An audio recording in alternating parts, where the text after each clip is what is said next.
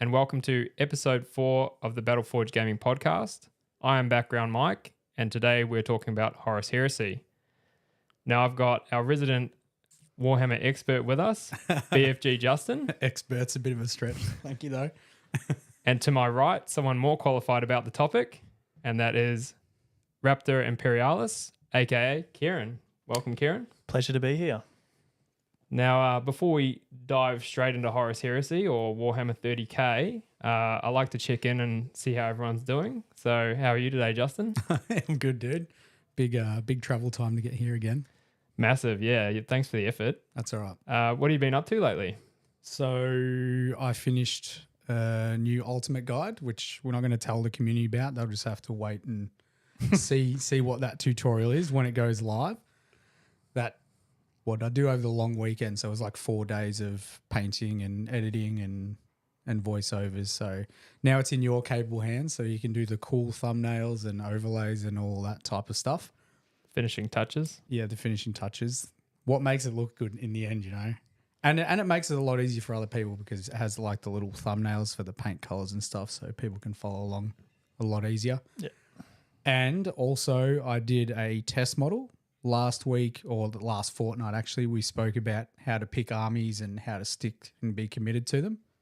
And I actually did a test model for the army I was talking about, which is Eldari. Yes. And Biltan. So I think you've got a pic of that. Yeah, practicing what you preach. And yeah, we do have a video for those watching on YouTube Live or Spotify. That should be coming up right now. Yeah, so that's my Biltan Wraith Guard. And I just followed the whole criteria to pick an army. I've always loved Wraiths as part of the Eldar army, and it's very similar in terms of hard edge highlights to power armor. So yeah, it's my paint style, and I got an excuse to paint the Dark Angels green, which is a color I've always wanted to paint, but I just didn't want to paint more Marines. So yeah, fair enough. Yeah, I was going to say, after watching the Dark Angels Ultimate Guide that you did, yeah, you could tell you really loved enjoyed painting that. It's been a constant struggle to not paint more Dark Angels heavy metal. I've wanted to get hold of Sternguard with their tabards and stuff and just paint that green. Perfect, yeah. Just a very, very nice green to paint. Yeah. Apart from that, working on getting 2,000 points for my Blood Angels so I can actually go to large single person tournaments. So that's what I've been working on, and the live streams, as you know. Yeah, that's right. That's cool. And welcome, Kieran. Thank you for joining us. Thanks for having me. Yeah, you've been going well. You've been doing very well. I've travelled a little bit further than Justin, but not too far. I think 10 minutes away. So yeah. Nice and local. Recently, I've just finished off my Alpha Legion project for Zone Mortalis that actually looks like an Imperial Fist project. I've seen that. Yeah. I've seen the Imperial Fist with the little like chips of the Alpha Legion underneath. Yeah. So that's at 1,000 points now. I think ARC is having a Zone Mortalis Heresy event next year. They're going to have a Heresy branch for the first time. 2024. Yep. I'm going to ARC 2024. I'll be there too, bro. Yeah. Won't get to play you, but we'll probably see you there. I'll see you there. Yeah. So yeah, that's the first time Heresy is going to be at ARC, which is great. I'm looking forward to that. 1,000 points, Zone Mortalis. So yeah, they're done now, and now onto what will probably be the next project. Some Death Card for the Horus Heresy. I also saw that Contemptor looks absolutely amazing. Cheers, yeah, that was one of the new plastic ones from the starter box set. Absolute pain to build, but a pleasure to build. Has it split down the middle of the head? Yeah, and each foot is 4 pieces. Each shoulder is 4 pieces. The torso is 4 pieces. The head's split down the middle, and they're not easy kind of seams to hide as well. It takes a bit of clean up. Yeah. Whereas on the old resin kits, each foot was 1 piece. Yeah. Each shoulder was 1 piece. Yeah. The head was 1 piece. The torso was 1 piece. So Yeah. Swings and roundabouts. People love working with plastic. Yeah. But resin definitely has its How do you benefits. do your seams? Do you like overglue, or do you put some green stuff over your seams to make them nice and smooth? Bit of both. A little bit of both. So typically like overgluing, but if I need some more glue afterwards, I'll run like Tamiya. It's the plastic cement, and it's thin, like the thin version. It comes with a little brush.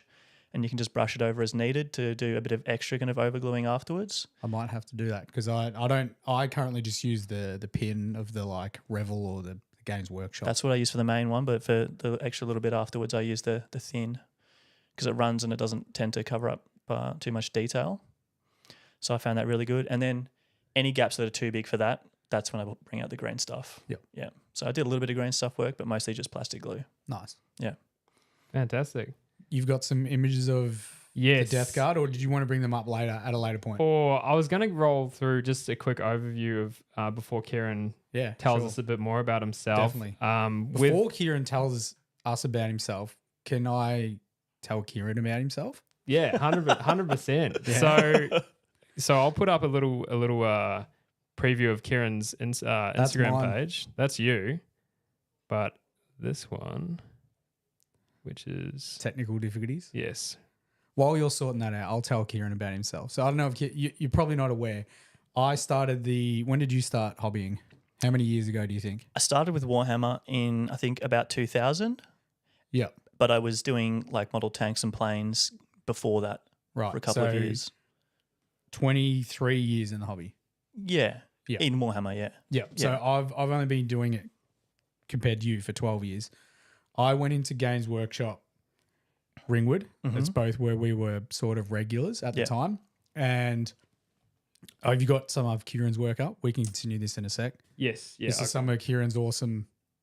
Just my Instagram was it? Oh, yeah. That was the IG. Yeah. So this will just do a little bit of a reel, won't it? This will be a slideshow. Yeah, Yeah, It'll that's it'll that transition. Contemptor we're talking about. Yes. Such Yeah. a cool model. Yeah. I like how you've got that combination of. Whenever I think of Horus Heresy stuff, I think of your models. Like I think that your models are sort of what people should aspire to do when they paint Heresy, and you sort of balance that line of weathering and cleanliness. Often you see people doing some work with weathering pigments or like rust, and for me they go over the top, Sure. and you lose that sort of effect. Yep. Where if you look at your Contemptor, which has come up again, like the small rust streaks and stuff, just for me is just perfect. Where sometimes when you look at it with the withering, when it's done too much, it's almost like they're using that effect as a A mask or something. compensation for lack of detail elsewhere. Yeah. I find. Yeah. Sometimes that is the case. Sometimes like you can use weathering to cover up mistakes and errors. It's Yeah. a good technique to use. But with my weathering, I definitely try to keep it tasteful and at a detailed level, I suppose. Like you don't want it to affect the model too much. To me, it The stands model out. still needs to look good on the table. To me, it stands out more when there's Yeah. less. And you need to remember, like, obviously, these are tiny little models at a very small scale. So any rust or, streaking is going to be much smaller. So you can't just really lather it on. I try to keep it, to a minimum. Yeah. So I'll go back to the story about Sure, Kieran. sorry. Yeah, no, it's all good. Like we're checking out your cool as models.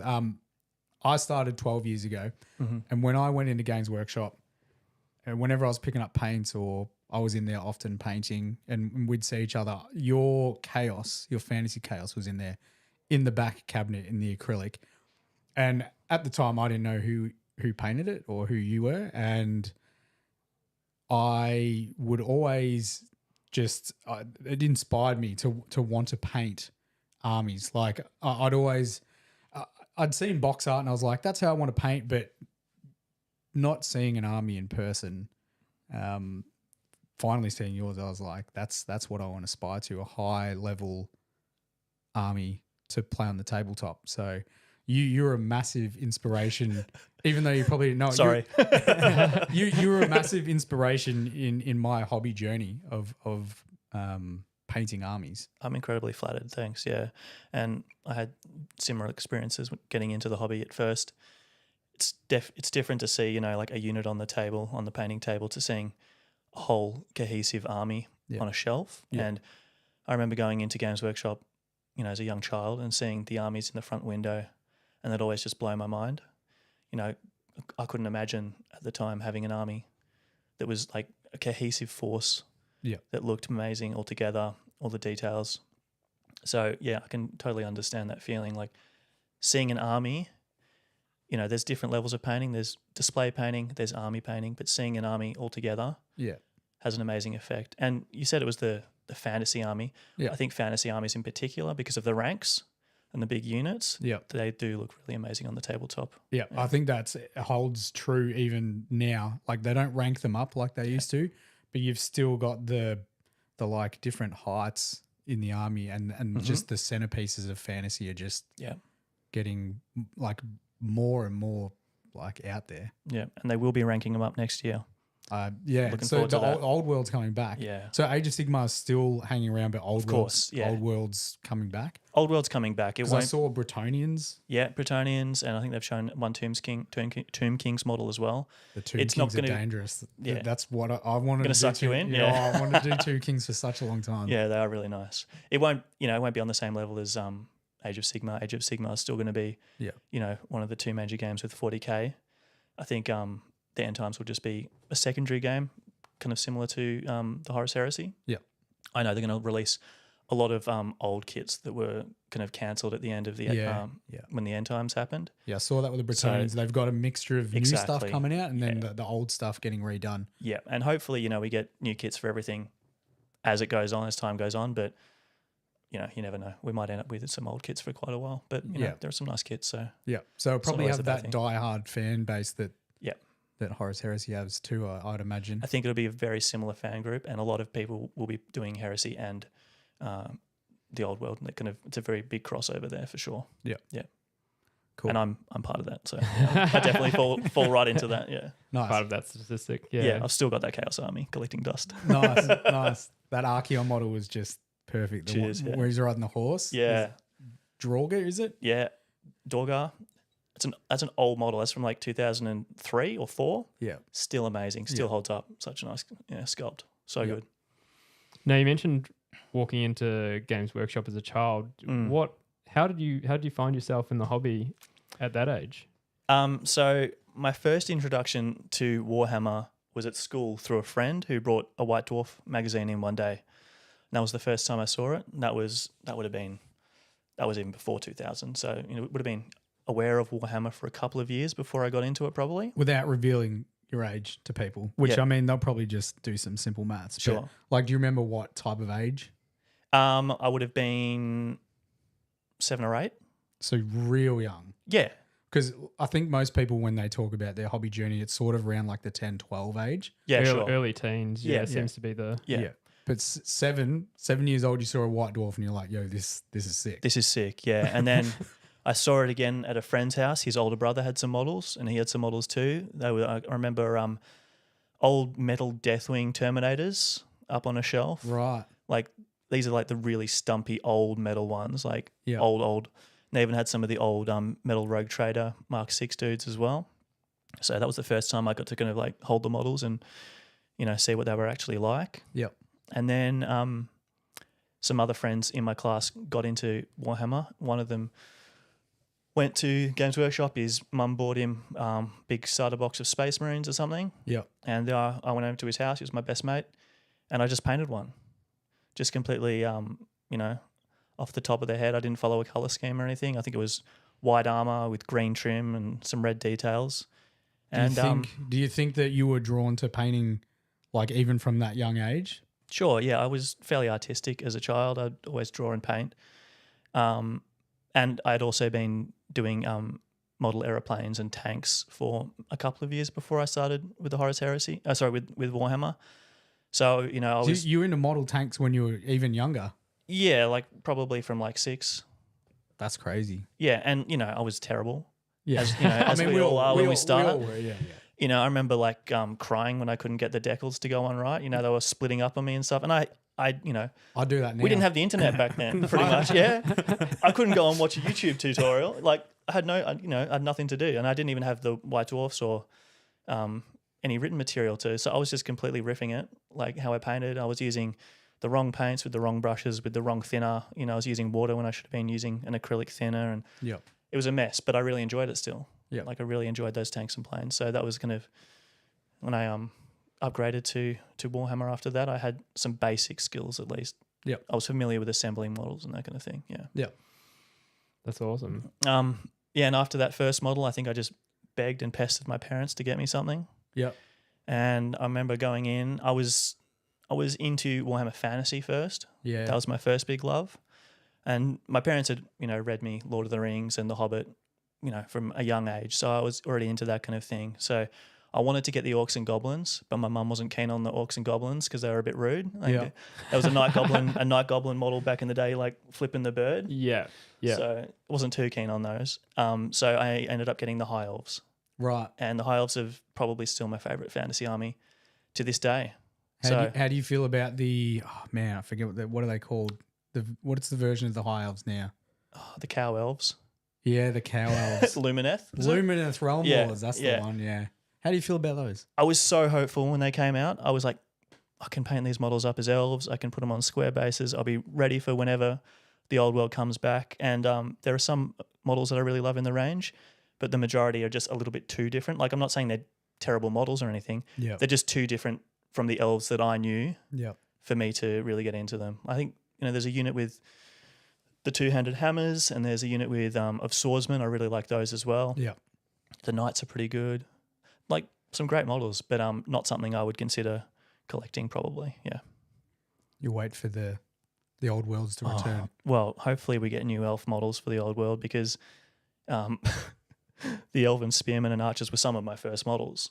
And, that's from like 2000. So they're quite out of date. Yeah. So quite badly out of date. So there's been nothing in between. No. Wow. The high elf core units haven't been updated since then.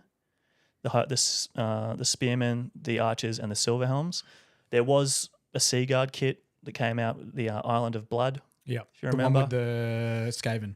Skaven, the Griffin Prince and all that. That's a cool model. That is a cool Griffin's model. still really cool. And those Sea Guard are nice, but the regular core units for the high elves, not good. So hopefully we get new models. Otherwise, I'll probably collect a different fantasy army. Yeah. I imagine they would come out with new sculpts for everything, but it's obviously takes a lot of time to absolutely to so many resculpt armies. them. Yeah, it's a bit unrealistic as well. I think they want to test the waters with the old world. Yeah. See how popular it is before they really launch into it. And a lot of the kits that were from 7th edition or 8th edition fantasy are still viable today, and some of them are still used in Age of Sigmar. So it's really just a few armies that have very old models. Yeah. So Old World will sit independently of AOS. Yes. Yes. Yeah. So it's like, it's the world before. It's before the Age of Sigmar, and it's set during the time of the Three Emperors, which is, I think, 300 years before the End Times. So it's going back even further than 8th edition fantasy of what we had. So things will be a bit different for a few armies. The Empire doesn't really have like organized colleges of magic back then. So some armies will be different, but armies like the elves and the dwarves will be pretty much the same. Yeah. Right. Yeah. That'll be exciting for the old heads. Like, I feel sorry for, like, I remember seeing videos of people like burning their armies. Oh, there's a famous video of a guy burning his dark elf army. Yeah. It's so good. Just the pure rage. Well, I mean, if he gets back on social media and re-releases that now, then he might get some hits on it. But Hey, we might be able to get him on. See how he's feeling about it today. I guess for getting him on. Yeah. I guess for other people, like, just don't throw your armies away. You never know what's going to happen. Just exactly. Yeah. Like, stay cool. It was no one's stopping you playing that old edition with your friends. You can still play that edition. huge overreaction, but it did, mimic it did kind of reflect a certain aspect of disappointment and rage in the community. I still haven't forgiven Games Workshop for the End Times.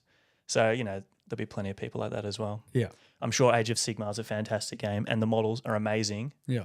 But I still hold a bit of a grudge for the simple fact that it replaced fantasy. Yeah. Kieran gives sideways eyes to anyone who's played AOS. So this is a complete phasing out of a gaming system from the old world or fantasy. Yeah.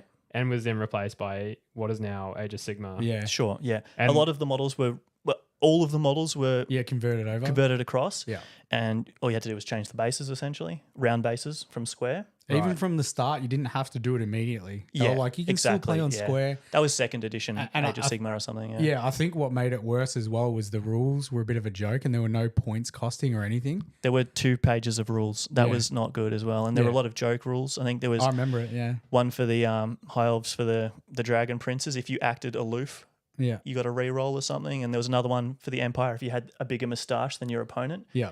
you got a re-roll. There was once for vampires at night. Yeah. Manfred, if you'd get re-rolls if Manfred spoke to you. Oh no, if you spoke to Manfred, you got re-rolls, and then you get re-roll to wounds if Manfred spoke back to you. Yeah. Remember the Mask of Slanesh, if you did a seductive dance, you got like a bonus. Like, yeah, it was fun, and it was for some people for sure. It's a fun game, like a bread and pretzels game. Yeah. But for people that take Warhammer too seriously, like myself, yeah, it felt like a bit of a slap in the fantasy face. It was like serious gamers. It was, yeah, because it took a lot of effort to build an army because they had horde rules by the end of 8th edition, and it was you commonly see units of 50 models. Yeah, I think that's where there was extra sting in that the actual end times, because then came Age of Sigmar, which was essentially a bit of a joke. Yeah, so. I think maybe if Age of Sigmar came out and it was sort of what it was now, it probably wouldn't have been reacted to as badly. But yeah, maybe still. It's definitely come a long way for sure. Yeah. Totally. It would have helped if it was a well thought out gaming system with there was no point costs. Yeah, I remember you'd have to go. You'd play your opponent, and you'd be like, "Does your army look fair to mine?" And people would be like, "Yep." Yeah, and then you'd get hammered. Every it happened to me. Every fantasy model did have Age of Sigmar rules from release. They released PDFs for every army, but most of them never got updated. So it was kind of, people used them maybe for the first half of first edition, and then a lot of models weren't usable anymore. Yeah. Or, just didn't, were left behind, so to speak. Yeah. Yeah. Yeah. So your first experience into Warhammer was definitely fantasy. Fantasy, yeah. And then fast forward a few years later, you're jumping into Horus Heresy. Was that your next? Was there a middle ground? I did 40K. You did 40K. Yeah. So what did you? Because I don't think I remember seeing any of your 40K stuff. Okay, that's good. It probably wasn't that good. I'm glad you didn't see it. Yeah, I saw I think for me it is almost what Mike was saying. It was like fast forward, and then there's Horus Heresy. I remember seeing Kieran's fantasy, and then it was HH. So when did you get into? When did you see my army? I started at the start of 6th edition, which was 12 years ago. So what's that? 2023.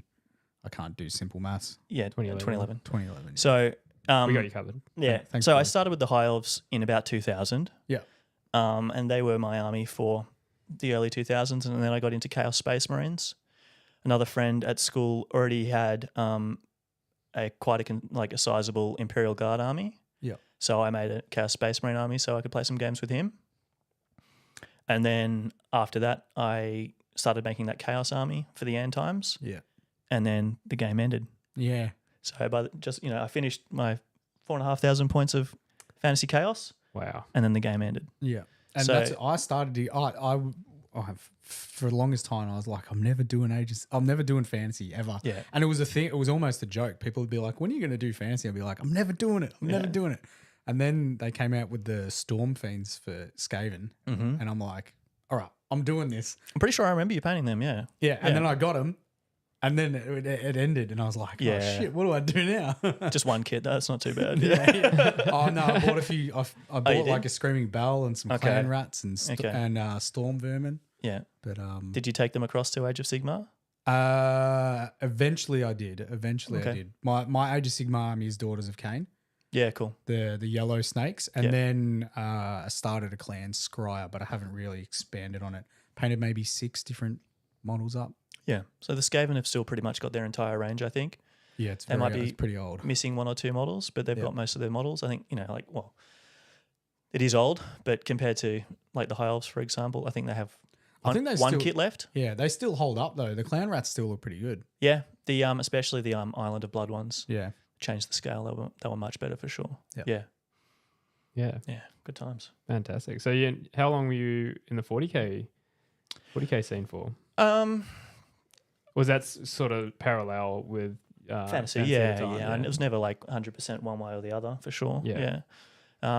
Just painted whatever I wanted at that stage. I think it was the time of the famous 4.5 Chaos Space Marine Codex that was kind of held up as the gold standard for Space Marine codexes. Had Legion rules for all the Chaos Legions. Yeah. had demon rules for summoning in demons. There were cultist rules in there. There were 3 or 4 pages of like chaos mutations that you could give your guys. So many details. Each chaos god had, you know, its own unit, its own character, and 4 or 5 pieces of war gear. Compared to now. And then the next codex came out and dropped all of that. It kept the characters, and it kept, you know, the Noise Marines, Plague Marines, Rubric Marines, and Berserkers. But, you know, it reduced, like, can't remember how many different demons, like 4 greater demons, 4 or 5 units of lesser demons, just to a single generic unit of lessers and a single generic greater demon. Yeah. So they lost a lot of flavour then. But that was about the time I was playing. Yeah. But always fantasy and 40k together at the same time. It's interesting because the way you talk about it, it's like you're painting and gaming went hand in hand. Do you find yourself as like, do you look at yourself as one or the other, a painter or a gamer? Or I'm definitely a painter. Yeah, I enjoy playing, and I play a lot more 30k now than I ever did fantasy or 40k back in the day. Yeah. So I'm far more active gaming now. But definitely the main enjoyment I get from the hobby is painting for sure. Yeah, absolutely. And that's always been the case. Yeah. Amazing. Yeah. Yeah, I guess like you said, assembling with the model planes and things like that. Yeah. The World War II stuff, I'm guessing. Exactly. The hobby definitely came before the game for me. Yeah. Wow. Yeah. That's awesome. Yeah. It's cool to see, like, I guess comparing the scale model stuff which you were doing early on. Yeah. There isn't really a gaming outlet so much for that, or not as not really. Yeah. not as I mean, there direct. sort of is. There's bolt action and all those, bolt flames action. of war and that kind of thing now, but I don't think they were available back then, and I was certainly not aware of it back then. Yeah. And then, so after the Chaos Space Marines, then you find yourself looking at 30k. No, not yet.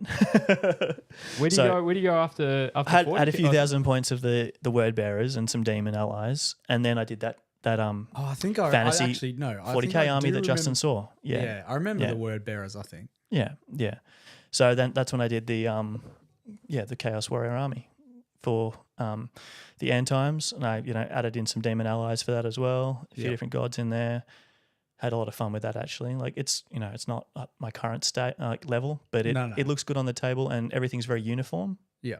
And snow bases are a bit of a cheat to make things look great. Make them stand out on the table. Yeah. Especially against bright colors like the red on the Khorne warriors. But I did that army, and then end times happened. I think I got a handful of games in with that army before the game ended. Yeah. And then I'm trying to remember what year that was, but I was aware of 30k, like the Horus Heresy, well before then, because it had always been, alluded to in codexes, the Chaos Space Marine Codex particularly, a little bit in Space Marine Codexes as well, and in White Dwarf articles. They used to do the Index Astartes articles, and every couple of months they would focus on a particular Space Marine chapter, and they would also detail that chapter's origin, the legion they came from, their Primarch, his homeworld, what they did during the heresy and that kind of thing. So I was already quite familiar with the heresy. There wasn't that much information out on it at the time, but I absorbed as much as I could. Yeah. So I guess with the Black Library books weren't out yet, were they? Not the Horus Heresy ones. I think they came out in... Actually, no, they would have been. They came out in 2008, I think, the first one. Yeah. So comparatively speaking, with how long Warhammer's been out, the Horus Heresy books and lore haven't been out for that long. Not the well established lore. The Horus Heresy has been a thing in 40k forever. Yeah. Well, I say that, but long time. That's how we got there with Chaos Marines versus regular Marines. But they only started adding that detail in 2008, and even back then it was still basic. They didn't have any of the new units that they have now, like the Sikaran tanks and the Spartans and Volkite weapons and Contemptors and stuff. It was just Land Raiders, Predators, Dreadnoughts. It was very basic still.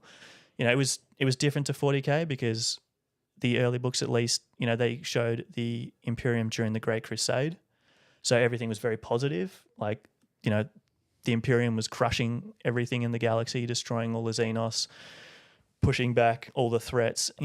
The Imperium was on the up. Horus had just been declared War Master. Yeah, the Great Crusade was pretty much over. Humanity ruled the galaxy.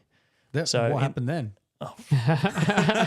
That sounds like everything's going pretty good. Then another 60 books happened. Yeah. So There's a couple of guys came, like Erebus and Yeah. Corferin and You know, So was that how the 30K or the 31st millennia was portrayed early on in the 40K lore? It's telling early on before the Horus Heresy how everything's going pretty good for the Imperium. Yeah, it didn't really go into that much detail. It was more about the actual heresy, because the only like relevance of the heresy back then was in why are there Chaos Space Marines? Where do they come from? Yeah. So, they covered like the Isfahan massacre and the start of the heresy and the Siege of Terror, just the key points. Yeah. There wasn't that much detail, especially about the Great Crusade, which was just prior to the heresy. So that was developed in the Black Library books and then taken further in the Forge World Black books that came out in 2012, I think. Yeah. But there was always detail about the different legions and their Primarchs and their homeworlds and what they did and what weapons they used and, pre-heresy colour schemes. Yeah. There was also a pre-heresy card game that was out before the Black Library books were written and before the Forge World books were written. Right. So there was a lot of art, and it's in a big book called Collected Visions. It was 3 different visions of heresy books. I've got that book.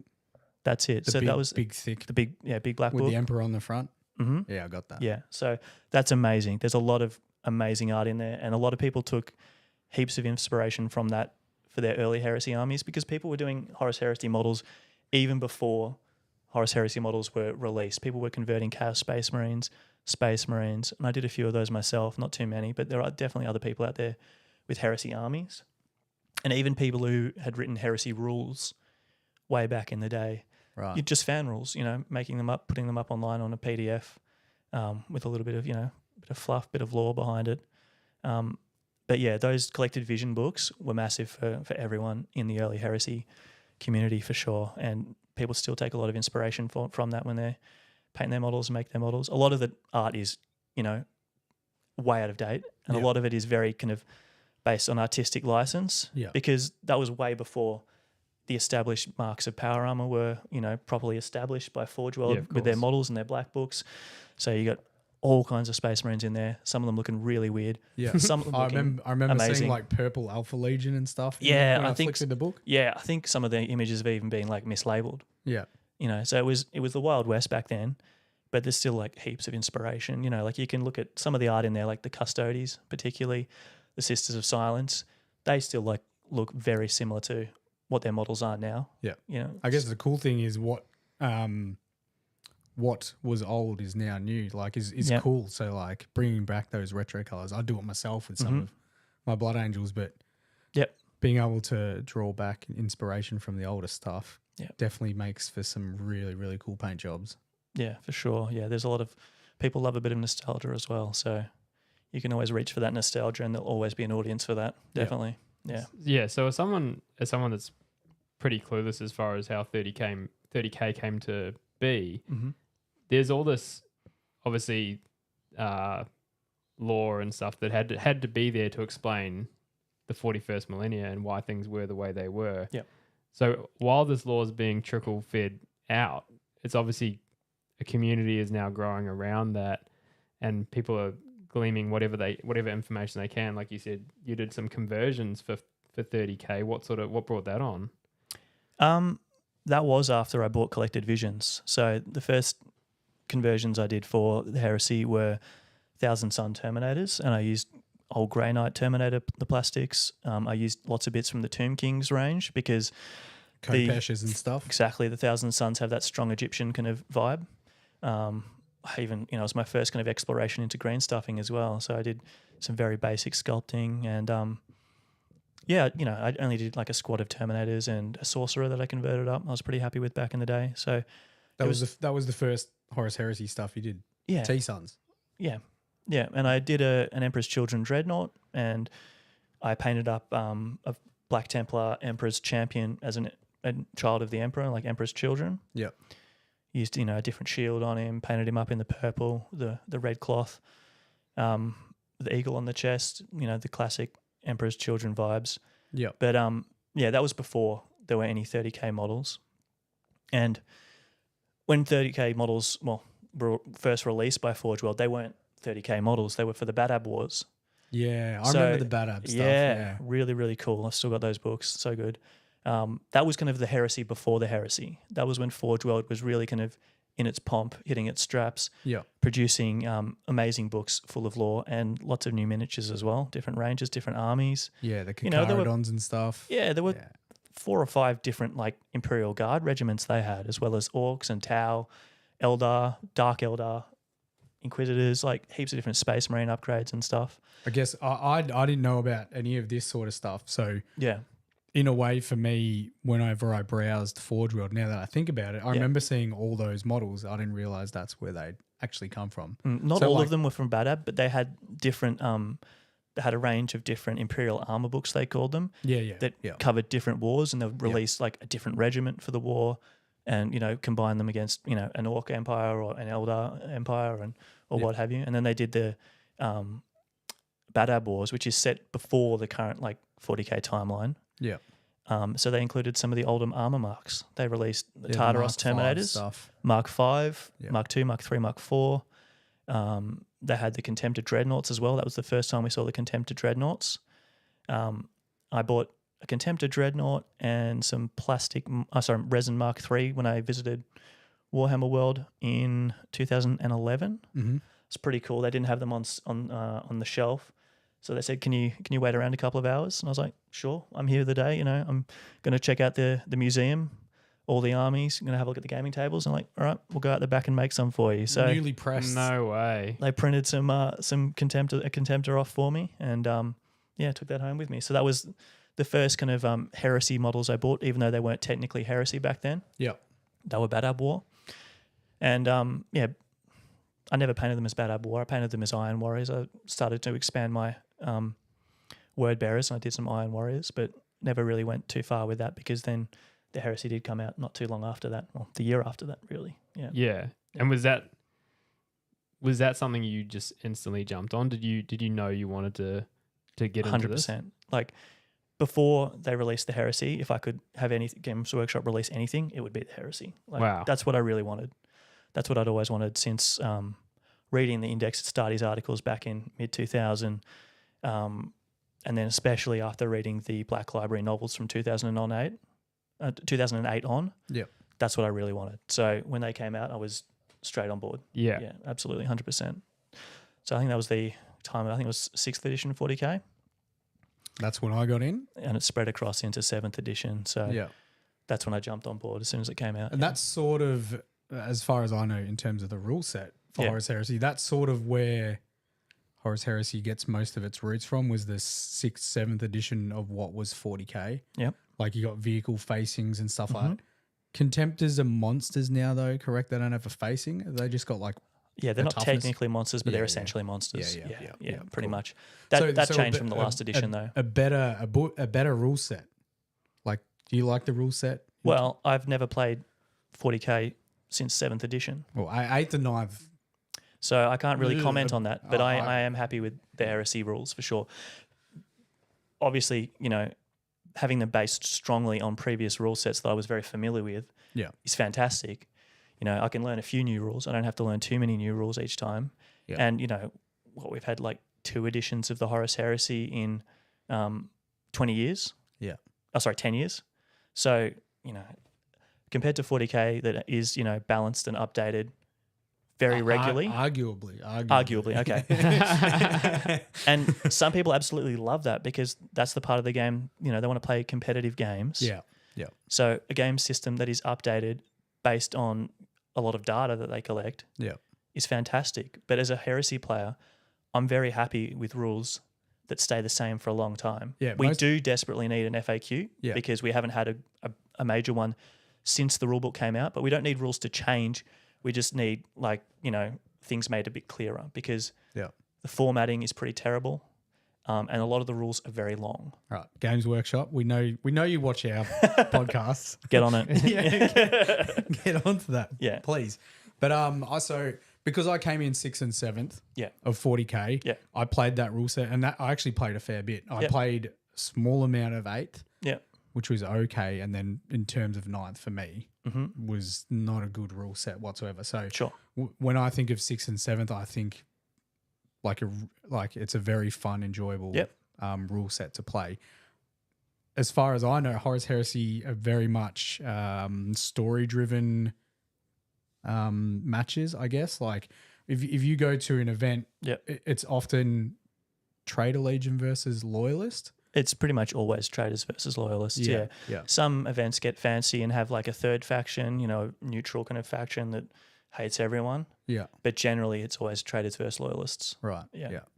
And you do have a bit of freedom to play, your loyalist legion as traders if you want to. Yeah. Yeah. And there are rules for playing your legions as the opposite faction. Yeah. But generally, it's not good because you usually lose out on a lot of things because, if you play Trader Imperial Fists, you're not getting Dawn, you're not getting the Primarch, you're not getting any of the special characters. Yeah. And most of the time, you want to be bringing Primarch because I guess It's a big part of the story. A lot of fun. Yeah, we don't typically use them that often. Right. There is a limitation on Primarchs that they can only be Quarter. a quarter of your force. Yeah. Same with super heavies, like the big tanks. And a lot of events try to have a narrative kind of bent to them, and they'll write pages of lore on the system that the games are being played in, the armies that are involved, why they're fighting. Yeah. And typically these are they're all it's all fan lore. They're all things that have been made up. So typically it wouldn't make sense for Primarchs to be there. Yeah. And especially not for multiple Primarchs to be there because there's only 18 of them. Yeah. Well, 17, Unless it's Alfaris. 'cause Yeah. Alfaris is everywhere. Yeah, exactly. So most events don't allow Primarchs, Right. and some of them even kind of limit special characters. Yeah. But that's a typical Heresy event, but there are certainly Heresy events that allow you to bring whatever you want. Yeah. I'm going to an event in a couple of weeks' time. We're playing, I think, 3,000 points. And That's a standard point amount of points for a game of Heresy, 3,000? so 3,000 is standard, Yeah.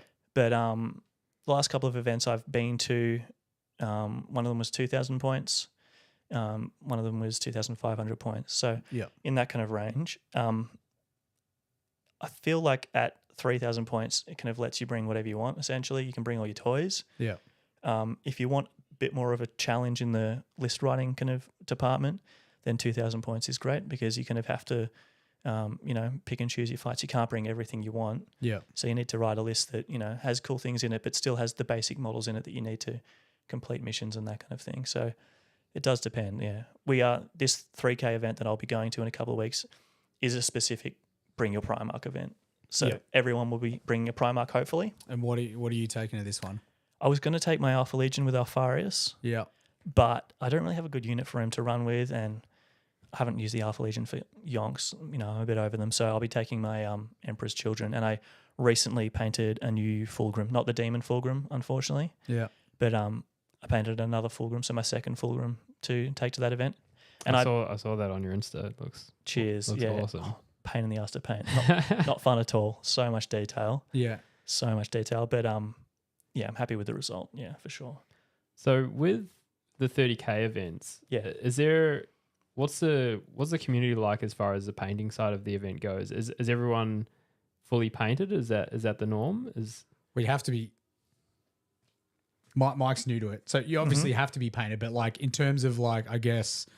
Sorry, I mean, there's obviously the competition. What Mike, minimum. I think what Mike's alluding to is in 40K tournaments, obviously it's 3 colors based, and you'll, without trying to throw too much shade at 40K community, you go to an event and it literally will be 3 colors based. So an Ultramarine will be blue with a black, like a black bolt rifle and a brown base, and that's painted. I'm getting a feeling nobody enjoys that. Yeah, I'm getting a feeling that's not what happens in HH. No, I think in the Horus Heresy, they do some events where they kind of lower the painting standards a little bit, and especially around new editions because we're trying to get new people to join and be involved. But I find that rather than doing that, it's often more effective to have team games with smaller armies. Yeah. So just have a smaller army, You don't have to have a huge army painted to a low standard. You can have a small army painted to a higher standard. Yeah. And obviously, there's nobody being banned for having a bad army. Yeah. But if there's a lack of effort shown such as in a 3, color minimum army, it'll definitely be frowned on. I don't know if an event organizer would tell you can't play. Yeah. I'm sure you probably could. Yeah. But it's not really what's expected. Yeah. Yeah, you are expected to put in effort. And I guess that expectation is what generally leads to people painting their armies, because it is expected in the Horus Heresy community that your army is painted to a higher standard than the bare minimum. Yeah, and there are more new people in the Heresy now than ever, now that everything is kind of available in plastic. Yeah, but it's tempting me. Early days, Heresy was, it was primarily populated by people who had been in the hobby for a long time, people that, were older, so they either had, the know-how to paint an army because they'd been in the hobby for a while, or they had the disposable income to have an army commissioned. Yeah. And also the Horus Heresy models, especially back in the day, were far more expensive. Yeah, and harder to work with, being straight from Forge World. Yep, and you had to order them from the UK. You couldn't just go into a Games Workshop and pick up a model. Yeah. So the barrier to entry was much higher, which meant that the people who were in the hobby tended to care about it a lot more, I find, because when you pay all that money for your models, the incentive is there to get the most time and enjoyment out of those models. Yeah. And the most time we spend in the hobby is hobbying. It's not playing. Yeah. Yeah. So I think that was a big part of it. Now, obviously, it's far more accessible. You can, go and get a Heresy starter set at Games Workshop. You can buy all the models you need. Yeah. A lot of the models are still from Forge World, the character models, some upgrades, but you don't need any of them to play Heresy. You can easily play Heresy with models straight from Games Workshop. Yeah. I mean, I love those Praetors that came out with that, with the actual the Heresy box that came out. Yeah. The Praetor with the big giant sword. I love that model. It's so cool. And it's just like a generic, I guess what would be a captain, I think, in 40K, a Praetor. A Praetor would be a chapter master. A chapter. Oh, right. Yeah. That's a bit higher. Yeah. Okay. So a Praetor, well, it's different for every legion, but a Praetor represents someone who's like a first captain, or, because, the companies back then, a company might be 1,000 Marines compared to a chapter now, which would be 100 Marines. So someone in charge of 1,000 Marines at least would be a Praetor. Got ya. And then you've got captains and lieutenants and all that underneath. Yeah. Yeah, and that'd probably be a pretty good segue, how you're mentioning how hard it was to get into the 30K hobby. If someone did want to get into 30K for the very first time, it's as simple as going into a Games Workshop or Warhammer store and picking. Is there anything that's really difficult to get a hold of still? If you want any of the special units for your legion, they are typically still all from Forge World. Yeah. And a lot of them are fantastic sculpts. Some of them are a bit smaller than the current scale. If that's an issue for people, it's not really an issue for me. I've got, my Emperor's Children army has got models in all different scales. Yeah. And I'm not too fussed about it. As long as you keep, a unit in a particular scale, unit next to it's not too bad. I've got larger Marines that are on foot, and then I've got smaller Marines riding jet bikes. Yeah. And you can't really tell on the tabletop, especially, with the jet bikes raised up and they're large models anyway. Yeah, it gets that whole cheerleader effect. Yeah, exactly. It doesn't really matter. But if you want special units like Just Aaron Elite Terminators for your Sons of Horus, or Templar Brethren for your Imperial Fists, those are still resin models from Forge World. There's no reason why you can't convert them. I mean, you use the new what is it, Indominus pattern? Terminators. Yeah, they are actually a unit in the Horus Heresy though, so they're not converted to be anything else. Really? Indominus Terminators are a unit. They're not in the main rulebook for anyone looking at home. There's a PDF on the Warhammer community website, Legacies of the Horus Heresy, and they've got a whole bunch of units in there, right, including the old Box Dread. You can use those in 40 and 30K, and the Indominus Terminators as well. Oh, there you go. Those new models are fantastic, by the way. I thought you were just painting them up because I thought it was like an Imperial Fist unit. No, they're my Alpha Legion. I know they're Alpha Legion. Alpha Legion can take... No, they're not. Alpha Legion can take other people's special units, though, yes, can't they? Yeah. But they're not... That's what I thought that was. Yeah. Anyone can take them. Yeah, right. Got you. Cool. Yeah. Maybe I'll... No, I got to stay away. I've got Blood Angels to paint. Just 1,000 points. Zone Mortalis. Yeah. It's easy. What's my army? 25 models? 26 models? I could do 25 models. Just get some Terminators in there. It's easy. And, there are different ways to run Heresy armies. They're called Rites of War, formations back in the day. And for that army, I run the Pride of the Legion, which makes Terminators troops. Yeah. So that's a quick way to get an army on the board for sure. Yeah. Yeah, quick. Yeah, quick. quicker than The painting next a bunch quick- of tacticals. Yeah, it's quicker than painting a 20-man tactical squad. Yeah. Yeah. Which look amazing, by the way. If you put the time They and effort do. in, Yeah. big units of infantry, so Yeah. good, so yeah, hot. especially the new scaled up stuff. Yeah. I do like it. The Mark 6 and the new Iron. Mhm. Very, very cool. Mm. So you were saying the updates and the additions you've had 2 and how many 10 years, 10 yeah. years, Yeah. Is that, do you find is the mod that's obviously a lot slower than 40k? Yeah. Are the model releases slower at still or Yeah. there's- A little bit. Yeah, no, they definitely can't compete with the main games like Yeah. Age of Sigmar and 40k for Well, there's sure. not as many factions. So. That's true. There aren't as many factions, but there are also a lot of factions that still don't get that much attention. Yeah. So at the moment, it's still early in the edition, I suppose. Maybe not if it was 40k, but for the Heresy, we're only a year and a bit in. That's still very fresh. So they've been focusing all the models on the Space Marines. Essentially, I think we had a couple of assassins from Forge World. Yeah. But Games Workshop Plastics have all been Space Marines. I think there's talk of them doing the Solar Auxilia in plastic, Yeah. which are like the elite kind of Imperial troopers of 30k. Yep. So, they're all in void hardened suits and they've all got their fancy weapons and Lehman Russ battle tanks and that kind of thing. And Carnodons, all different types of tanks. So expect that they'll come out in plastic at some stage. But that's all just rumours at this stage. At the moment, it's just Space Marines. Yep. Which, to be fair, is what most people play and what most people are interested in because, what the people want, you play Horus Heresy for Space Marines. Yep. Yeah. There's, plenty of room to play Demons, Imperial Militia, which are the lower grade. Is that the AdMech are involved in the Horus Heresy? AdMech, yeah. I think they might be missing 1 or 2 units, but they've still got their full range of models from first edition, but they are all resin at the moment. Yeah. Although I think you can use some of the 40k models potentially. Yeah. But most of them are different to the current Mechanicus. Yeah. Some of the Mechanicus stuff's pretty cool. The big robots. I don't know what they're called with the giant shoulder cannons and stuff. Are you talking about the 30k Mechanicum? Castellax? Yeah, Castellax, yeah. Yeah. I'm glad I came up with the name because you look like, what are you talking about? Yeah, Castellax. Yeah, I wasn't sure if you were talking about Mechanicum or Mechanicus. That's Is there a difference? Yeah. So 40k is Mechanicus. Right. Mechanicum's 30k. Right. Yeah. Okay. Yeah, no, they've got fantastic models. They've not really interested me as a faction. Mm-hmm. I think they just lack a little bit of personality maybe that the Legions have. Yeah. But some of them, they should though, shouldn't they? exactly. And their models are some of the nicest for sure. They've got some really nice models like the Thalax and the Castellax. Yeah. Especially. I don't know any of the names except for there's some the ones with the lightning claws and the jump packs. Ursarax, yeah. Maybe, Yeah. Very cool. Very cool models, yeah. And I've actually got some Castellax. I used to run them in my Alpha Legion because you can take them as allies, of course, in 30k. There's a whole ally system.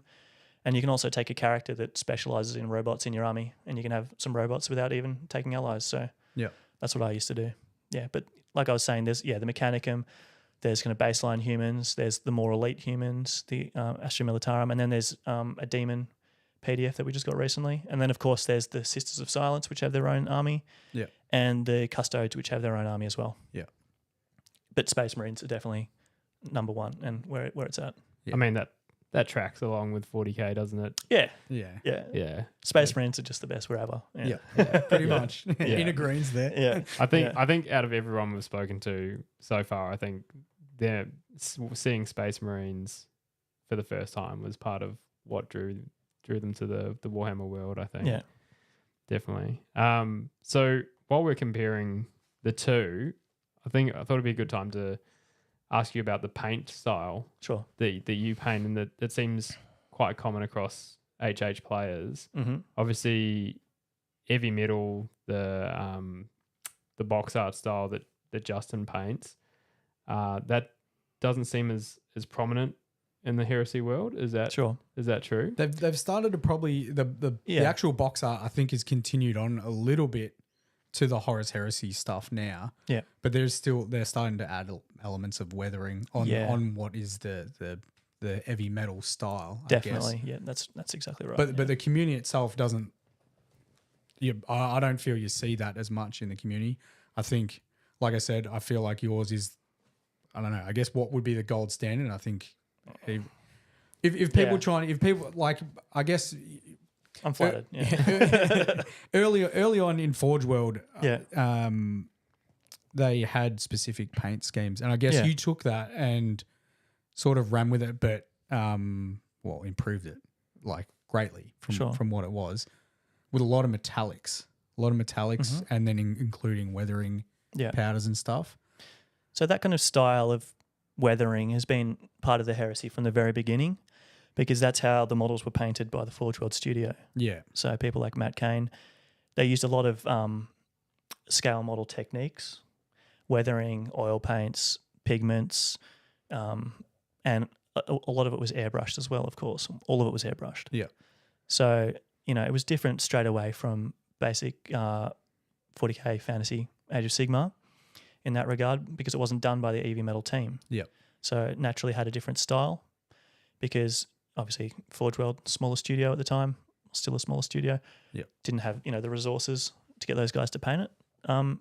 And the community kind of ran with that style. Yeah. And because it did appeal to a lot of kind of older people in the hobby, more experienced hobbyists, they'd probably already been exposed to those techniques through other projects, scale modeling in particular. Yeah. So those techniques were, easily transferred across to Games Workshop models, but just in a different style. And I think it's kind of kept that aesthetic since then. It's a little bit different now. The standard of painting is obviously much higher. Yeah. But I'd say that about all Games Workshop games. People just get better and better. There are so many resources now. Yeah. In that 12 years since I've been in the hobby, the painting's improved like dramatically. It's insane. From what was the box art for like Dark Vengeance, there's people all over Instagram painting higher than that level now. So it's just like what was the Ever Metal team is now like surpassed by like a lot of people. And I mean, you get put into a funnel on Instagram. Yeah, of course. You'd be under the impression that everyone's plays heresy, plays heresy, but like you're in a funnel on Instagram because you see a lot of good painters on there. So of course, I think there's a lot of people that are just like, oh my God, like my painting's not like what these guys do. Yeah. But you need to remember the people that are putting this stuff up are probably the 1% of hobbyists out there. So like I absolutely. guess I try and tell people not to be deterred by don't compare your stuff to other people's work, but I don't know where I was going with that. Sorry. Take inspiration from other people's work. Exactly. Yeah. Be inspired. Don't be daunted. Like we all started somewhere. Yeah. And we all learn new techniques all the time. It's never been a better time to be a hobbyist. Like so many different resources available on YouTube, on TikTok, everywhere. Like often these people as well. You've got tutorials, I believe. I've got some very basic ones on Instagram. Just no video tutorials, really. Just images with text. But is there like do you have a link on your TikTok for those, or is it just like literally posts of it? Just on my Instagram. So I usually when I make a tutorial, I'll make it a highlight. So if you scroll through the highlights at the top of my feed, you'll be able to find all the tutorials or a link to the tutorial. Yeah. I've got a link. A direct link to some of my old tutorials on the Bolter and Chainsword forum from back in the day, but because of PhotoBucket's changed policies and what have you, all the images are gone. Right. So it's still got all the text there, but it's kind of useless without the images. And to be honest, like my painting has moved on so far from those days that I wouldn't really use many of those techniques these days at all. Yeah. So we'll make sure we've got your Instagram and stuff. We have it up on the live video as well, but we'll definitely have it in the show notes for those listening later on Spotify or watching later on YouTube, so they can find you and see what we're talking about with all this amazing heresy painting. Because it's definitely for everyone that's listening and watching, they got to go check it out. Yeah. And people who post their stuff online that you might look up to, they're always happy to, well, not always, but mostly always happy to answer questions. Yeah. If you have a question, just be polite, be as specific as you can with the question. Yeah. Don't say, how did you paint that? Yeah. Maybe say, what silver did you use there? Yeah. Or what ink did you use here? But people are always happy to help. Yeah. The community is a friendly place. It can get narky online at some stages, but 99.9% of the community is a really positive place and always happy to help. So if anyone has any questions, just hit that person up, ask the question. Yep, just be polite. The worst they can say is just ignore you. Like, you know. Yeah. I still remember getting messages that just say recipe ? Oh, and yeah. I'm just like, all you have to write, just put please after it. Yeah. Just put recipe please. And you know 100% that person's not going to try the recipe either. Yeah. Yeah. They're just interested, and you got to let that kind of, brush off your back. But, be specific with your questions, be polite, and people will help you. And, everybody wants to see everybody else paint amazing armies. We all want to go to events that have amazing armies there. Playing a game against an amazing army, such a reward. If you're playing against a 3-color minimum army, it's a drainer. You might still have a good game. Yeah. But typically against someone who paints their army in those colors, unless, they're just a very beginner painter and that's all they can manage. If it's, an experienced hobbyist doing that, they're probably not the person you want to be playing against anyway. Yeah, definitely. Yeah. Catching those vibes, I know what you're saying. Yeah. So, paint your stuff and people will help you. Yep. It's also the most rewarding part of the hobby as well, I find 100%. personally. Some people, prefer gaming, of course. Some people prefer the lore. I love the lore, but painting is number one for me. That's where I get all my enjoyment. So, that's where you spend the most time. The sense of achievement after, Yeah. well, not only completing an army, but like a unit. Yeah.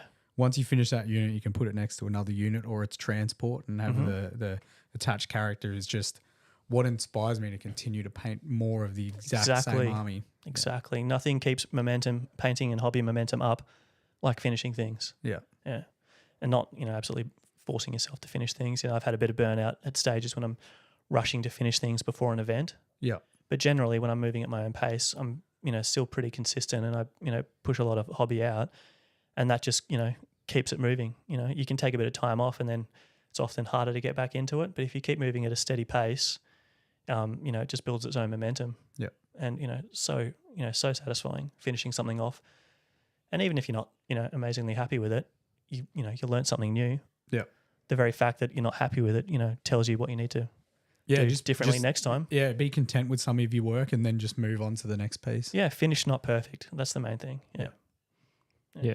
Do you have any advice for those looking to get into the Horus Heresy community and make it out to an event? Is it just look up as simple as looking up a local event and going? Is that how that community works? Yeah, so typically we organise those things through Facebook. I think there may be a Discord as well, but I'm not too active on Discord. I'm not super aware of that. But we have, I think it's the Victorian Horus Heresy page or 30K page on Facebook. Yeah. Just look that up. Usually people post all their events in there and you'll get to know people. It's a smaller scene than, 40K or AOS for sure. But, it's a vibrant scene and, once you get to know a few people, you'll know what's going on and what events are coming up. Pickup games a regular sort of thing in Horus Heresy, or is it more the events? I don't typically play pickup games because a lot of the people I play with live down south, southern suburbs, or out in the west. Yeah. But people definitely play pickup games. There are clubs that have games every week or every second week. Westgate Wargamers isn't currently running, but that was one I used to go to. That was run weekly over in the western suburbs. Obviously, it's a bit of a drive. It was a bit of a drive for me. Yeah, and I had often soccer practice on at the same time, so I couldn't get down whenever I got down whenever I could. But that was really fun, and those communities are always very welcoming. Yeah, and there are people, I think might be people down in Oakley or something that play every week. There are definitely that community. Those communities, you just have to find them. Yeah, for sure. Yeah, amazing. Yeah, is there any sort of like go-to book or anything like that helped you get into? Obviously, you said you can draw inspiration from all those painters online now. Mm-hmm. You yourself being one of them. How did you find? Did you just roll into the heresy with the painting knowledge that you had from your previous armies? Is that how it worked for you? Pretty much. So I already had 12 years of painting Warhammer by the time I got into the heresy, so I had a bit of experience, more in the kind of classic EV metal style than weathering. I didn't even start weathering until a few years into the heresy. Yep. But what really took my hobby to the next level, well, weathering was important for me. I just tried it once on a model and it worked. Like I often find that's the way, like it's really daunting to try new things. So you just refined it over But when you time. try it, Yeah. It's usually pretty good. Yeah. Just give it a go, like learning new techniques for sure. Like what really took it to the next level though, like I was going to say, was airbrushing. Yep. So airbrushing had always been a large part of kind of heresy. Like a lot of armies were airbrushed. You know, it allows you to get large armies painted quickly. Typically, heresy even back then was played larger games than 40k. You needed more models. Yeah. Big 20-man units of tactical marines, assault marines, breaches, big tanks as well, big models. So airbrushing was important back then. And because the Forge World studio were advertising models that had been airbrushed, that was the style. Yep. So I bought an airbrush, I think it was in maybe 2017 or 18. And guys came out from the UK. It was MKA back then. A couple of them are doing Cult of Paint now. Yep. Might have seen them online. And they did an airbrushing course. So I just took I think it was a 2-day course. Yep. And just airbrushed everything since then. Do you find the airbrush helps you with specific colors? Because you do a lot of Sure. metallics across your Emperor's Children and your Alpha Legion.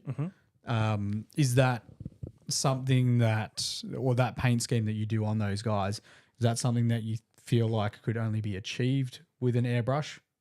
Or Well, yeah. So the airbrushing is good for everything, but it makes some things much, much easier than they would otherwise be with a standard brush. Yeah.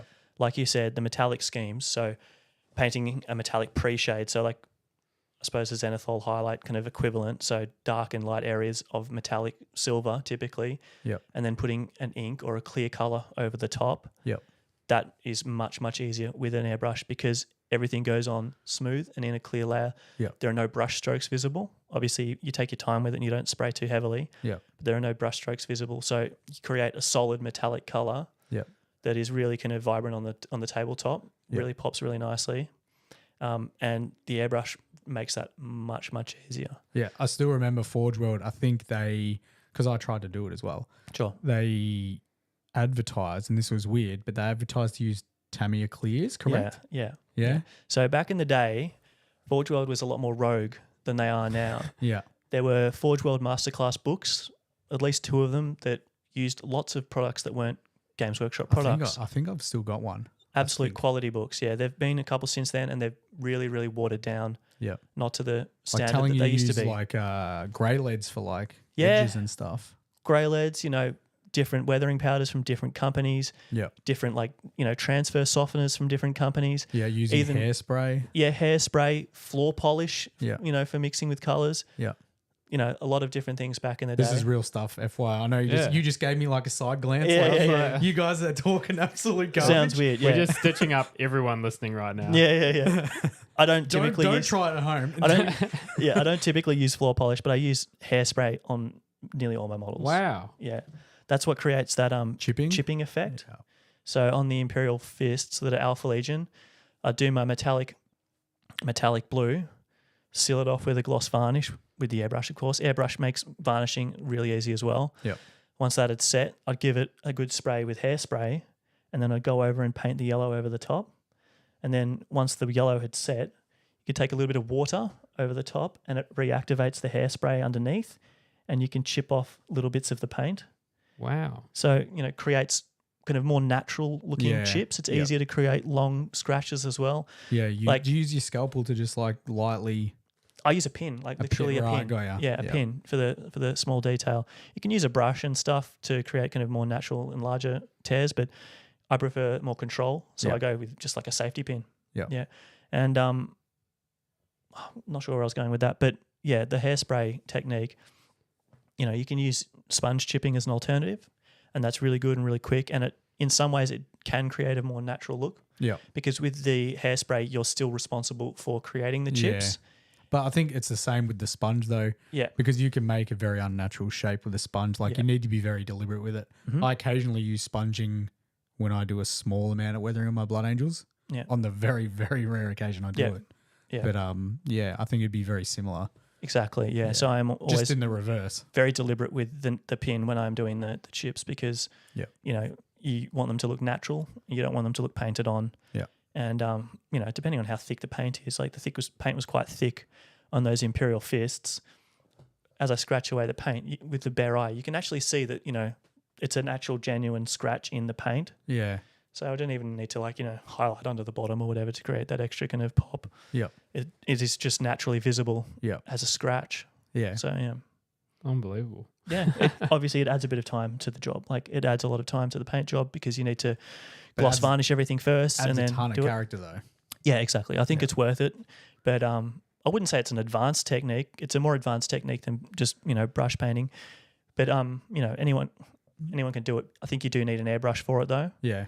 Because I imagine trying to paint over hairspray with a brush would be pretty problematic. Yeah, yeah.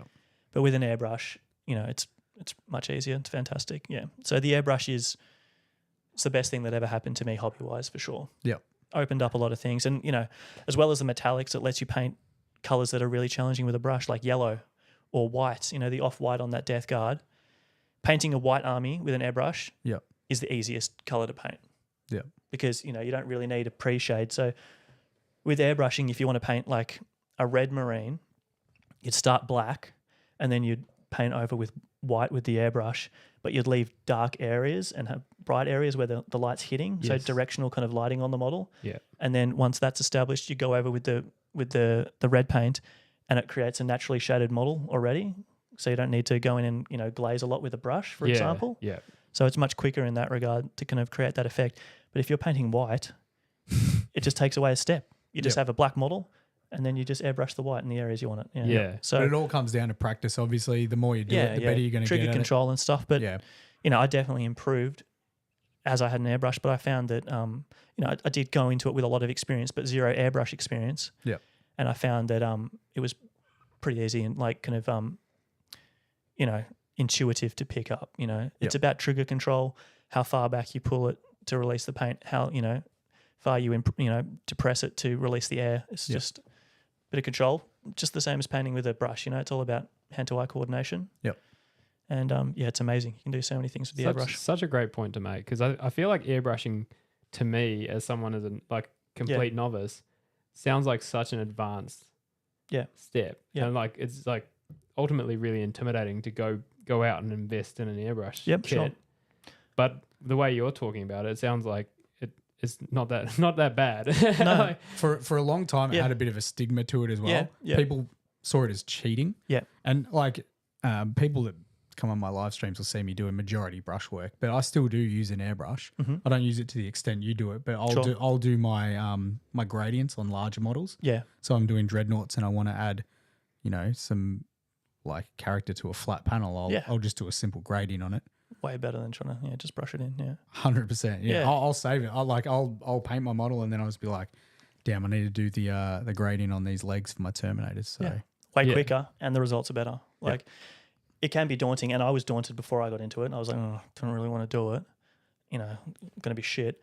But then I saw that there was a course coming up, and I was like, all right, just get into it. Yeah. And you can there are so many resources now, even than back then. You could learn to airbrush online. Yeah, totally. But there are also people do courses, and if you haven't been on a course, I'd recommend going on a course. Yeah. You pick up a lot through that, but just don't be afraid of the airbrush. Give it a go. Obviously, there's a whole range of different airbrushes. Yeah. There are very cheap ones, and there are very expensive ones. I have one that's not the most expensive, but on the kind of expensive side. Yeah. And I've had it since 2017. Yeah. Just all about that care, isn't it? Yeah. Make sure Well, I don't it's even clean. look after mine that well. Yeah. Yeah. I keep it clean inside, but bash it around otherwise, and it's still doing well. I'm on my second compressor, Yeah. but You paint a ton. I do paint a ton, Yeah. and that's over 6 years, and you can get a very cheap compressor from China. Yeah. You don't need the best one. Get a compressor that has a tank on it, so it's not constantly running. Yeah. It just runs for a few seconds and fills up, and then you're airbrushing away. Yeah. So get one that's quiet if possible, Yeah. but that's not essential. And get one with a tank for sure. Yeah. Because you don't want it constantly running. Your housemates will hate you, and it just gets really annoying. Yeah. Yeah. I think majority of the ones aren't the ones that run the whole time now. I think Yeah. even the entry They're level very ones have the cheap. tank. Yeah. Yeah. But the best results you found is it's not you need to mix a bit of brushwork with your airbrushing.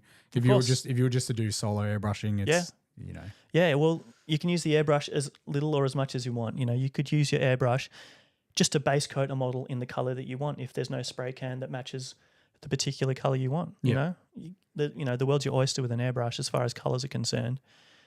And then you can start doing more, advanced techniques, for painting cloth and shading with different colors. Yeah. all that you can use an airbrush to apply, like weathering around the feet of models and stuff. Yeah. We showed my Contemptor before, like around the bottom, that's just lightly airbrushed to create a kind of dusty effect. Can we bring that up again? Yeah, definitely. Yeah. So this model is, all of the armor is airbrushed, all of the green is airbrushed, the dust around the feet is airbrushed. I think that's the Emperor's Children. They're the ones that I remember. The Emperor's Children from the start, aka the Night Lords. Yeah, the Night Lords. Yeah. So that model is all airbrushed apart from the metallics and the black. So all of the yellows airbrushed. And that was the hairspray chipping technique that you were talking about. That model is, because it's silver, it's very easy, entirely airbrushed pretty much, apart from the detail around the edge of the armor and stuff. All of the green is airbrushed on that model. I just painted the metallics, so it really speeds up the process. Yep. Creates a consistent finish across the entire model and the army. So I find it really, really good. Get into it. You can use it, the tips of those multi-melters, they've got that kind of that heat burnt effect. Yeah. That's all with the airbrush as well. And it just allows you to, apply smooth transitions and colours. Yep. That would be, possible with a brush. Yeah, but only if you were really good and if you spent a lot of time. Yeah. Lately I've been combining my brush work and the airbrush to do my capes. Yeah, so my captain, nice. the captain that is trending. Yep. Trend captain. Yeah, trend captain is that cape is a combination of the two. Yeah. So to get the nice, vibrant, like real bright red and the deep red, it's a combo of using both brush and perfect. Airbrush. Yeah. That's it. Yeah, combine the two arts together for sure. Yeah. Typically, I don't edge highlight my models these days.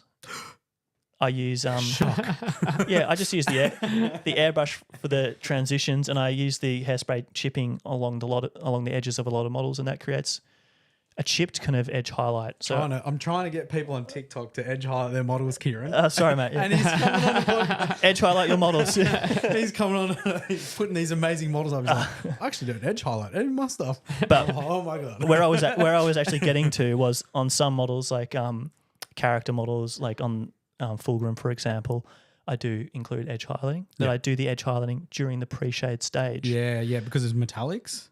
Or even if it's a flat color, so like the purple on Fulgrim, like I'll do the basic light to dark transition for the pre-shade, directional lighting, and then I'll go back with white, just pure white and edge highlight. And then once I put the purple over, it just comes up pre-highlighted. And, just highlighting in white's pretty easy. Still highlight your models, guys. Highlight your models, guys. Yeah. Just go get an airbrush. Get an airbrush. Yeah. We need to put airbrushes on the Battleforge Gaming website, Mike. Yeah. We're going to sell out. Battle brush, something like that. Yeah. No, that's amazing. I didn't realize, airbrushes could be used to get a result like that. That's crazy. Like I see the two styles as completely different styles, but obviously, art being as subjective as it is, you can mix and match to however you like to get the result you want. Like absolutely. You don't have to just use a brush. You don't have to just use an airbrush. Like, you can't do what I do though and play Horus Heresy because people will just look at you like you're crazy. Oh, they wouldn't care. Your stuff looks good. It wouldn't match. You want me to paint? I think you're getting an invite. You want me to do heavy metal? Absolutely. Like it wouldn't match. I'd have to pick the right Legion though. You can't paint. Most other people's style, but it would still look amazing. That's totally fine. There are armies on Instagram that are painted like in an heavy metal style for 30K. It's not the typical thing you see, but they still look amazing. It would be good to try and branch out into the majority airbrush style model. Yeah, but you still need the basic, brush skills. You know, you can't paint. Well, I don't know. I can't paint eyes with an airbrush, so. No, I still use I don't know of anyone can. The brush for all the weapons, armor trim, gems, eyes, gems, detail on script and cloth and stuff. Like holster pouches, ammo pouches, grenades. That's all still brush work. Yeah, and the soft parts of Space Marine armor behind the knees, under the arms, and the elbows. Yeah, all brush work as well. So you still need basic brush work. It just speeds things up for the big areas. Yeah, the armor essentially, which is 90% of a Space Marine model. Yeah. And especially on a vehicle, I painted a Land Raider Spartan just with a brush, no airbrush, and I could never imagine doing that now. Back in the day, I used to do it. Now, I could never do it. It wouldn't be as good, and it would take me way longer. Yep. Yeah. To be honest, I suppose some of my brushwork is probably atrophied a little bit. You reckon? Yeah. Like, I think my detail work with the brush is still as good as ever or better. Yeah. But like, I certainly would struggle painting like Space Marine armor panels. Yeah. Because I just don't do it anymore. Yeah. It's just very different, like even if there's like a different bit of armor on a model or like a model's got a loincloth, instead of painting the loincloth with a brush, I'll just use a bit of blue tack. Yeah. Cover off all the other areas and just airbrush the loincloth. Yep. And get the transitions on that much, more easily. Yep. It takes a little bit of time to blue tack a model, but I think the time saved with the airbrush, it's still quicker. Still quicker. Yeah. Yeah. Good effect as well. So, yeah, I'd just encourage anyone who hasn't, tried airbrushing, maybe see if one of your mates has got an airbrush, see if you like it, try it out, buy one and just, give it a go. Like you won't be amazing at it straight off the bat, but just back yourself. And that's the same with like so many different techniques in the hobby. You have to got to try them. Yeah, I know it is so intimidating. I didn't want to airbrush. I didn't want to weather. I didn't want to paint a Primarch. All seemed way too intimidating. And now it's, painting a Primarch is still hard, to be fair. And now you're the guy. Yeah, but now like the HH guy.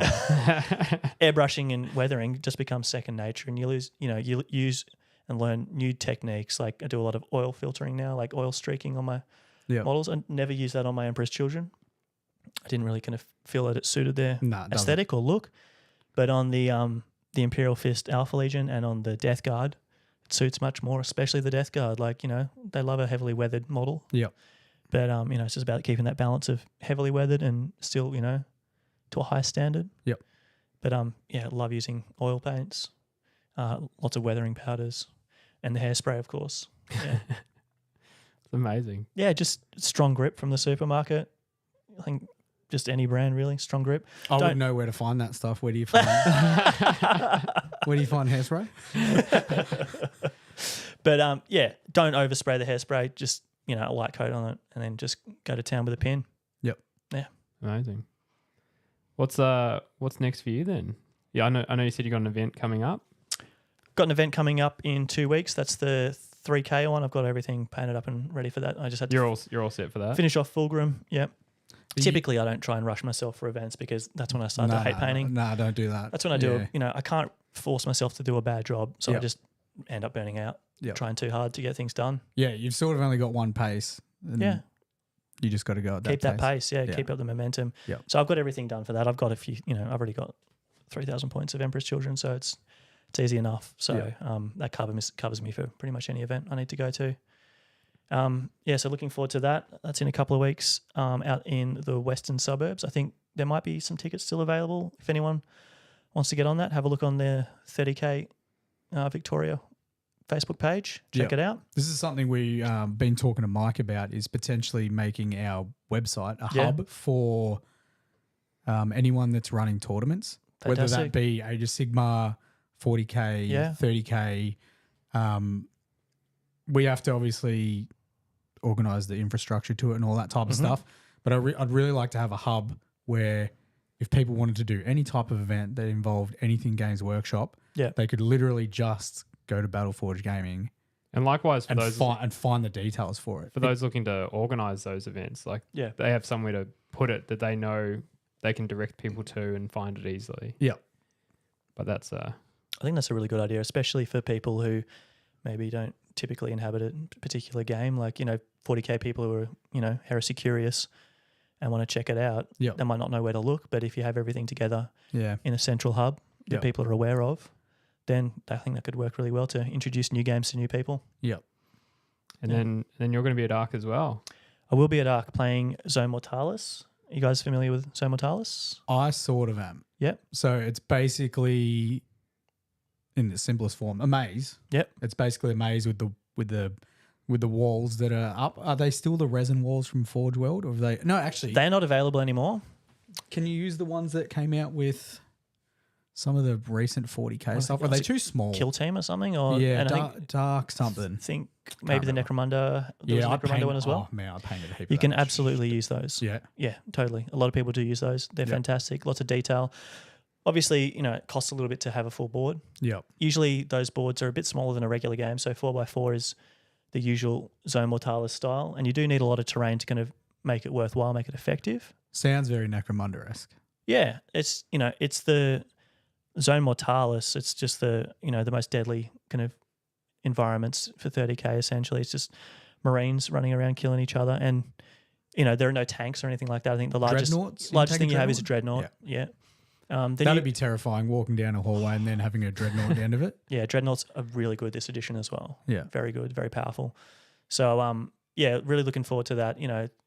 Playing inside a spaceship is cool. Yeah, that's amazing. They're all different rules for outflanking your opponents and stuff. So I'm really looking forward to that. That's going to be at ARC, 1,000 points. Tickets aren't up for that yet, so no, I'm waiting for that. Keep an eye out for that. Yeah. And then I think there's another event that I'm going to. That's another 1,000-point event, so small, and that's aimed at Heresy people who are just getting into it. I'm trying to remember what it's called. It might be Carnage or something like that. But check it out on the Victorian Horus Heresy 30k page on Facebook. It's definitely been posted up there. That'll be, I think, after ARC, so that'll get more attention closer to the date and tickets and that kind of thing. But that is also aimed at new people interested in the Horus Heresy. So that's why it's only 1,000 points. So, if you add, my 1,000 points is a Zone Mortalis 1,000 points. So it hasn't even got any dreadnoughts in it. But if you add a couple of dreadnoughts, well, don't add a couple of dreadnoughts to a 1,000-point army. Don't be that guy. Yeah, don't be that guy. So you can do that. That's totally within the rules. But I think usually we kind of try and play like one dreadnought per 1,000 points. Yeah. Something like that. At 3,000 points, I suppose you can take a few more. I've heard people not appreciating when there's full dreadnought armies stomping around a board. Yeah, if you're not ready for it, it can be a bit of a rude shock. Yeah. But, you can add a couple of tanks in there and then you're painting hardly any models. Like, it's pretty quick to get going, especially now that, the Sicarans and the Land Raiders and the Spartans are all available at Games Workshop. Yep. You can get into that pretty easily, pretty quickly. So, yeah, keep an eye out for those. And then, of course, there's Preferred Enemy, which is kind of like the premier 30k event for Victoria. We usually get people from interstate as well. I'm not sure when that's going to be run next year, but it's typically either Labor Day weekend. Yep. I think so, around that kind of time. But see, this is why we need the hub, because then people that are running them can just turn up and be like, this is the date. That's it. And then people can just keep checking battleforgegaming.com. Yeah, so just get involved with the community, like get on Facebook, check it out, and get involved. Yeah. It's a lot of fun. It does sound cool. Especially like some real detailed, well painted armies. Yeah. Versing each other. Oh, some fantastic armies, yeah. And the sculpts are just really cool as well. Like, it's just a nice, like, it's still like the Space Marines that you know and love, but it's just a slightly different aesthetic on it, like with the different armors. What's it, Mark 5? Mark 6? Nah, no 5 yet. Not an actual real 5, not the upscaled. We've got the Iron. Yeah, Mark 3. Mark 4 is still the old scale. Yeah. Mark 6 came out new. Yeah. Mark 6. Corvus is sick. Yeah. If you Raven Guard, Corvus. Very nice. Yeah, very cool. And for your painting, I know you said you're just finishing off Fulgrim. Yeah. What's on the cards after him? So I think I don't know. I should keep painting the Emperor's Children, really. I've still got a few models to do for them. But I think the Emperor's Children are my passion project. So they're the ones that I'll always have on the go. Yeah. Adding new stuff to. Never ending. They're at a great size now that I can play pretty much any game I want to play. So I don't really need to add new stuff to them, but I'm sure I will. over the years. It's the never-ending army. Yeah. I always get asked how many points you got left in my Blood Angels, and I'm like, it's infinite. Yeah, exactly. It's infinite. Yeah. You just everyone's got that one passion project for sure. Yeah.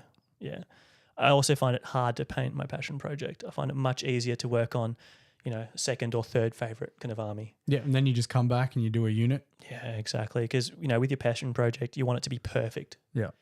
And, you never kind of get it to the level that you have in your head, in your imagination. So, just getting models done can be a challenge sometimes with that kind of mindset. But, with the Alpha Legion and Imperial Fists and the now the Death Guard, they're not my favorites. I still love them. Yep. But I find it much easier to paint. Yep. And, I can still do it to a high standard, but there's just a lot kind of less stress about it. Yeah, there's a little bit that doesn't go the exact way you want it to. You're like, it's the Death Guard. It's all right. Exactly, yeah. Not the perfect Emperor's Children, just the Death Guard. Yeah. But yeah, so There's Death Guard people out there being like, "What are you talking about?" I love no, Death they Guard." know though. Just like the Death Guard. they know. Like yeah. they They know who they are. Yeah, yeah. They're a drudge legion. They're not the Emperor's children. Like if you're painting Emperor's children or Blood Angels or I think Ultramarines or something, everyone just left alive right now. It's just, no. I'm really looking forward to painting the Death Guard. Yep. I do love painting those lighter color schemes, especially with the airbrush. They show up weathering so well. Mm-hmm. Transfers show up really well on them. Like Emperor's Children are that kind of in between color. Is it dark? Is it light? And it doesn't really work for weathering. It doesn't really work for chipping. Yep. Transfers don't show up that well. Yep. Everything kind of blends together. But the lighter colored armies like the Death Guard, just really stunning on the tabletop and will stand out really well. So I'm looking forward to painting up those guys. I've got a couple of 20-man tactical squads planned. So I'm not really looking forward to them. But, I was going to say every army needs them, but you don't need them. But they just look amazing. What legion do you see the least? Because that might be the one I go with. Okay, so in the White Scars? Victorian meta specifically, you don't see many White Scars now. Okay. There were a few last edition. You see hardly any Raven Guard. I do like the Raven Guard. Not many Salamanders. These are all very good chapters. Yeah. Or legions. Sorry, legions. Yeah. Sorry. So the White Scars have got great models. They just recently got a nice new Stormseer model. I did see that. The Raven Guard have got a couple of good units, but they don't have any character models yet, which I think puts like a lot of people special off. units though. The jump pack guys with the claws, the Dark Furies, and the Mordathan snipers. Yeah, snipers. Very cool. Yeah. They're very good models. And the Salamanders also don't have any character models, so they get a little bit less attention at the moment. I think that might put some people off. And some people, I like the newer stuff. So for me, the Salamanders seem a little bit dated. Yeah, okay. With their specialty units, I guess. Yeah, their special units. Yeah, they're still nice models. I think maybe the Fire Drakes, their scaly shields haven't aged that well, but I think the Pyroclasts are still pretty nice. Yeah. With the Melter Flamer combo fists, and obviously the Primarchs are all pretty good models, and Vulcans. Vulcan's sick. Amazing model. He's one of the best for sure. Yeah. So I think that'd probably be the least you see. I haven't seen many Iron Warrior armies around for some reason, but they were always around, and there's always a lot of them. I just haven't seen them at events recently. Yeah. But I've seen a lot of World Eaters. There's always a lot of Imperial Fists. Yeah. A couple of Death Guard. I think lots of Alpha Legion. I think I'm a loyalist, man. So yeah, I do like the first three options. I'm a loyalist at heart, but I just like painting Trader Legions for some reason. Yeah. Yeah. Although I painted Imperial Fists kind of, but I painted Imperial Fists without painting Imperial Fists. I love their color scheme, but I didn't want to actually paint Imperial Fists. Yeah. I just wanted to paint yellow. So yeah, that was a lot of fun. But I always find myself going back to the traders for some reason, even though I'm a loyalist at heart. Yeah. We go. Weird. Yeah. But I'd definitely love to see you paint some Heresy. Even if it was just, a couple of character models or something. We'll see where we go. I've always had in the back of my mind that I might just do something small. Yeah. It was only ever going to be for a display, but... Yeah, and like you said, the more recent Heresy stuff is in the, heavy metal style. Yeah. You'll see on their vehicles, there's still, a little bit of weathering, but definitely not what they used to be. And all of the infantry is pretty much free of weathering. Yeah. It's just that style. So, you still don't see that much of it in the community, but you definitely see more of it than you used to. Yeah. And it still looks great. It still looks amazing. Yep. Yeah, especially on the tabletop. Weathered models can look amazing, especially in photos and that kind of thing, but, maybe not as good on the tabletop. They look better in the hand, but, heavy metal style just looks amazing. Yeah. Photos and on the tabletop. Yeah. Well, it doesn't take much to twist Justin's arm, I don't think, for that type of project. I'm twisting pretty hard, so see how we go. Watch this space. Maybe one or two units. We'll see how we go. That's it. I'll get some of my models in Games Workshop's case next time you're in. Just that's it. I don't really go into that much anymore. So. Well, yeah. He hasn't been able to avoid it. We've obviously had to pull a few images for the podcast from your Instagram, so he's seeing some pretty cool. Well, you see a Raptor/Imperialis post every day. You're pretty consistent much with your posts, so yeah. It's as soon as I open it to check how popular my stuff is, all the spam. I always see your stuff. So yeah, it's not spam. I'm almost at 1,000 posts now, man. That's spam. Nah, it's not spam. No, you got to stay consistent. Yeah. If you're wanting to, get your stuff out there, you got to stay consistent. So yeah, and just motivates you to hobby more as well. Yep. Yeah. Getting feedback from people online is huge. The hobby can be isolating at times. You're often, sitting by yourself painting. Obviously, TikTok and, live streams and that kind of thing kind of gets around that, and that's new. But for someone, who started, painting back before we really had the internet, Yep. it can be an isolating hobby because if you, just sitting by yourself listening to an audiobook or listening to a podcast or something, getting feedback from people online is really fantastic. And people are overwhelmingly supportive and positive as well. You might get the odd weird comment, but 90% of your stuff's going to be positive. exactly. Just don't pay attention to that stuff. It doesn't really matter. Like, you're never going to meet that person. Yeah. Yeah. Yeah. Who cares? And if you did, they wouldn't say it to your face. No, absolutely not. People are much nicer in They'd person. be like, "Oh no, actually, I take that back. Your death guards look absolutely amazing." Yeah. Yeah. Yeah. No, we're really lucky with the community that's been built up around Justin. Like, everyone's been unreal. Yep. The support. Extremely supportive, yep. Like, the internet sounds... That's why we're here. That's why we're here 100%. doing this. Yep. 100%. Yeah, the internet sounds like it's a big, mean place, but in reality, when you actually start having conversations with people, you get the most amazing things said to you. It's really, really, really nice. Yeah. People often overhype the negative stuff as well. Like, people will talk more about the community being negative than the community actually being negative. Yeah. And, you do need to talk about those things to call people out when they're being, overly negative. But all of that kind of just feeds the negativity as well. Like, it's really not that big a factor in the community, I don't find. Yep. Yeah. Yeah. Just treat people with respect and it's all good. 100%. Yeah. Completely agree. Well, that pretty much brings us to the end of our show, guys. Wraps us up. Beautiful. That does wrap us up. Massive thank you to Kieran. Thank you very much for being here. My pleasure. Yeah, it's been great. For those listening, it's RaptorImperialis on Instagram. Do yourself a favor. Go check out his work. It's unbelievable. I'd say most people already follow him and they don't even know. But now they do. Yeah, 100%. This is Yeah. Raptor Imperialis. You know, You were talking about face reveals. I think this is like the second time I've shown my face or something. So there you go. So yeah, but they've probably seen your stuff and followed you. So this is the guy. This is the guy. This is the Horus Heresy guy. Yeah. 100%. We're so grateful to have you on the show. I've almost learnt too much. I think my brain is about to explode. All the hairspray. The hairspray, yeah. Floor polish. That didn't help. Yeah. That did not. Mike's going to go Airbrush home tonight magic and just get floor polish. Yeah. I'm going straight to Why isn't this Woolworths. working? Yeah. Going Woolworths and then Bunnings. I'm just, getting everything to get myself. So next fortnight, we'll have episode 5.